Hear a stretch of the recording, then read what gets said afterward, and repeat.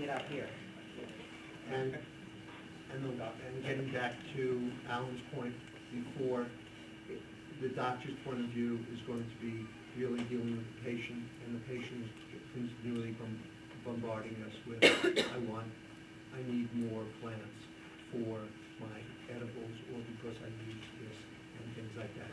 So if you can approach it from your vantage point about how you would approach it, and from our point of view, given the law, and come up with a suggestion with regards to that, what makes sense, that would be helpful from your point of view. Okay? Two issues. First of all, since transportation is such a large part of the distribution definition,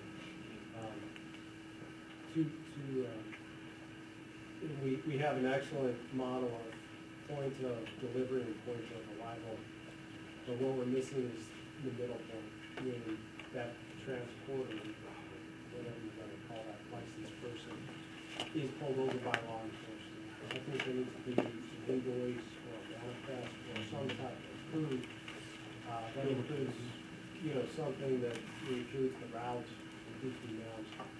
And I'm not sure if it's right for it to be within the definition, or if it's again another rule. And the other question I had, which this assumes that only product will be transported. And I think, Doctor, you raised an excellent point about plants, actual plants being transported. I don't think anything prohibits plants from being transported. And should that also be accounted for, perhaps under the manufacturing, or perhaps even in the distribution? That's a very good point, and when we talk a little bit later on about the framework and the contract that we have for medical marijuana-infused product manufacturers to purchase their byproduct, and we come up with a system of purchase orders that identifies date, amounts, quantities.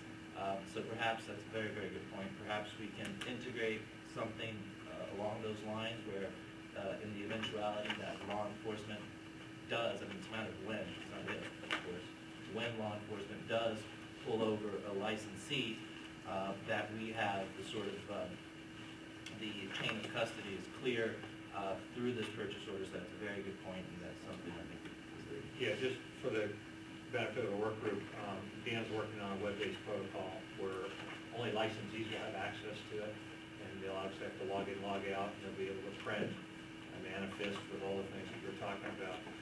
And as I mentioned at the beginning of this forum, we did ask CSP and CBI for their input as well. We just haven't gotten that far. So.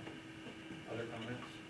Well, just to add to that, we've also reached out, we're not ready for it today, to experts in the transportation industry who deal with these types, specifically deal with pharmaceuticals and transport, and sought out what are their standards. And we've got a document, we got it to Matt just literally about midnight last night. I think I emailed it to him.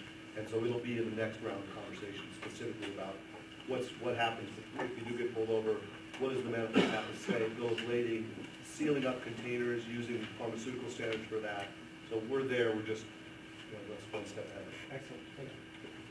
One last point, and then, sorry, no, one last point is that the key to take away from this is that whenever a product is moved from a licensed premises to another licensed premises, it has to be weighed when it leaves, and it has to be weighed upon receipt. That is the core to this distribution. If it goes to weight, if it is a plant, it Exactly. has to be And if it goes to plant, then, and we pull it out of the work in progress zone, and it's actually identified as a plant for the purposes of the proposed definition, then that too will go on the bill of lading and say individual plants, there's 3 plants, there's 2 plants, whatever it is.